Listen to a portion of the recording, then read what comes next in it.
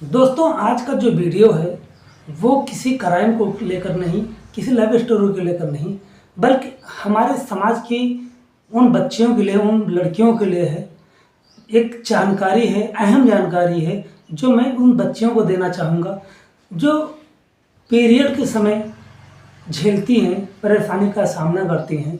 वो भी ऐसे समय पर वो नहीं चाहती कि हमारा पीरियड आए, जब उनके घर में कोई फंक्शन हो, कोई त्यौहार हो, उनको कहीं जाना हो, एग्ज़ाम वगैरह हो, मतलब कहीं लंबा सफ़र करना हो, तो लड़कियां हेजिटेशन करती हैं कि अगर वो उस टाइम पे उनका पीरियड आने का टाइम होता है, तो ऐसे समय पे लड़कियां बहुत हेजिटेशन करती हैं कि पीरियड ना आता, 2-4 दिन आगे बढ़ जाता तो सही होता। लेकिन टाइम तो टाइम होता है, जो टाइम है वो है, एक आध दिन आगे पीछे हो जाता है, वो अलग चीज़ें हैं प्रकृति के हिसाब से। लेकिन कुछ लड़कियां जो होती हैं वो अपने हिसाब से उसको आगे पीछे करने की कोशिश करती हैं, वो जानलेवा साबित होता है। दोस्तों, 14 अगस्त को एक वयस्क डॉक्टर विवेकानंद जी एक ब्रॉडकास्ट में बुलाए जाते हैं, जो कि एक लेडी स्पेशल डॉक्टर होते हैं, बेंगलुरु के रहने वाले होते हैं।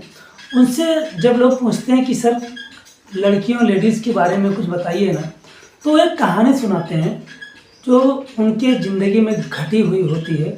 वो कहते हैं, हमारे पास जब मैं बेंगलुरु सागर हॉस्पिटल में काम करता था, तो वहाँ पे एक लड़की आई मेरे पास, लगभग 20-21 साल की उम्र रही होगी उसकी।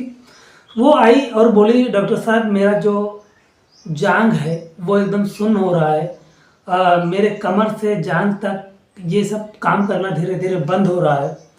डॉक्टर साहब बताइए ना मुझे क्या हुआ है। तो डॉक्टर साहब बताने लगे कि मैंने जब उसको देखा तो मैं सोच भी नहीं सकता था कि मतलब ऐसा कुछ हो सकता है। डॉक्टर साहब ने जब उसका चेकअप किया, चेकअप करने के बाद उसकी जब जांच की, अल्ट्रासाउंड वगैरह किया, तो जांच करने के बाद पता चला उसके नाभि के नीचे जो पीरियड के समय ब्लड आने का जो नली होता है, उसमें खून का थक्का जमा हुआ है।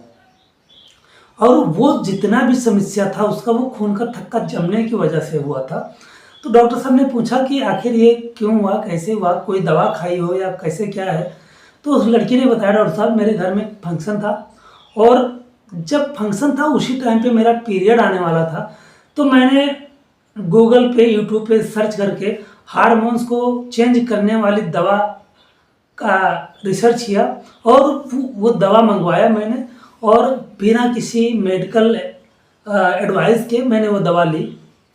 और दवा लेने के बाद मेरा जो पीरियड का टाइम था वो स्पेंड हो गया, मतलब आगे चला गया, और मैं अपना जो पूजा पाठ का काम था, जो मेरे घर का फंक्शन का काम था, वो आराम से निकल गया। और उसके बाद से लगभग ये 1 महीने हो गया, उसके बाद से ये प्रॉब्लम मुझे आने लगी है। तो डॉक्टर साहब ने कहा, ठीक है, एक काम करो, तुम अपने पिताजी को फ़ोन करो या उनको यहाँ पे बुलाओ, मैं उनसे बात करना चाहता हूँ। लड़की घबरा के अपने पिताजी को फ़ोन करती है, कहती है पिताजी डॉक्टर साहब बुला रहे हैं, ऐसे मतलब। तो उसके जो पिताजी होते हैं वो हॉस्पिटल में पहुँचते हैं, डॉक्टर साहब से बात करते हैं। डॉक्टर विवेकानंद जी उनके पिताजी से पूछते हैं, कहते हैं मतलब आपकी लड़की ने ऐसा ऐसा दवा खाया है और उसकी वजह से इसको डीबीटी नामक एक बीमारी हो गई, जो कि बहुत घातक बीमारी होती है, ये अक्सर महिलाओं में होती है। तो डॉक्टर साहब का कहना ये था कि इस लड़कियों को अभी तत्काल में इसको भर्ती करना पड़ेगा इमरजेंसी में। लेकिन जो लड़की के पिता होते हैं वो कहते हैं, डॉक्टर साहब अभी मैं भर्ती नहीं कर सकता इसको, क्योंकि आस पड़ोस में मैं मतलब लोग पूछेंगे कि क्या हुआ, तो मैं क्या जवाब दूंगा। तो इसके लिए आप थोड़ा दवा दे दीजिए, और मैं शाम को घर पे सलाह मशवरा करके फिर मैं आपको कल बताऊंगा। डॉक्टर साहब के हाथ में क्या ही था, जैसा उन्होंने कहा उन्होंने ऐसा किया। उन्होंने, उनका समझाने का फर्ज था, उन्होंने समझाया, वो नहीं माने, उनके ऊपर लड़की को लेके चले जाते हैं। रात को लगभग 2 बजे डॉक्टर साहब के पास फ़ोन पहुंचता हॉस्पिटल से कि डॉक्टर साहब, जो दिन में लड़की आई हुई थी वो लड़की अब फिर से आई हुई है, और उसकी नाजुक जो हालत है वो बहुत नाजुक है, उसकी सांसें उखड़ रही हैं, उसकी सांसें बंद हो रही हैं।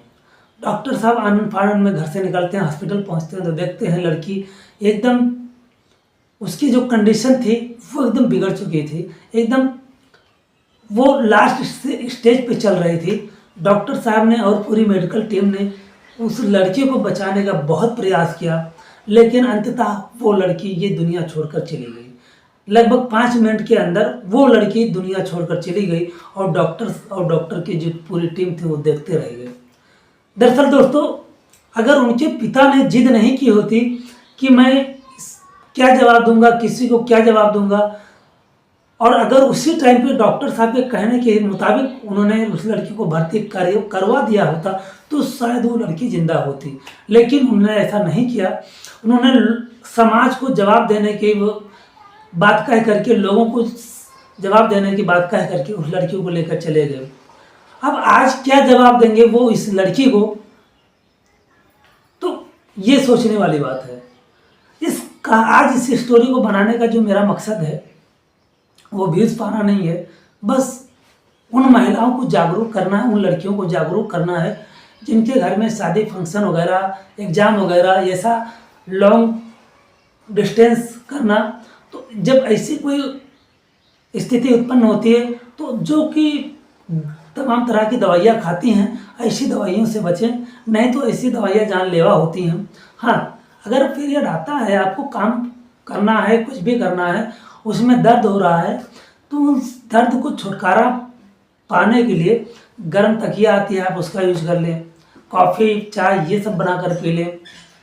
काढ़ा होता है, सोंठ, अजवाइन, ये सब का, वो सब बना के आप लोग पिए, ताकि जो दर्द हो वो काफ़ी मात्रा में कम हो जाएगा और आपको काम करने में आसानी होगी। तो दोस्तों, किसी का भावनाओं को ठेस पहुंचाना नहीं, किसी के दिल को दुखाना नहीं था। बस मेरा मकसद यही है कि ये जागरूकता हर लड़के के अंदर, हर औरत के अंदर फैले। बस मेरा यही मकसद है। अगर वीडियो अच्छा लगा हो तो वीडियो को लाइक कर दीजिए, चैनल को सब्सक्राइब कर लीजिए। मिलते हैं किसी नेक्स्ट वीडियो में, तब तक के लिए नमस्कार, जय हिंद, जय भारत।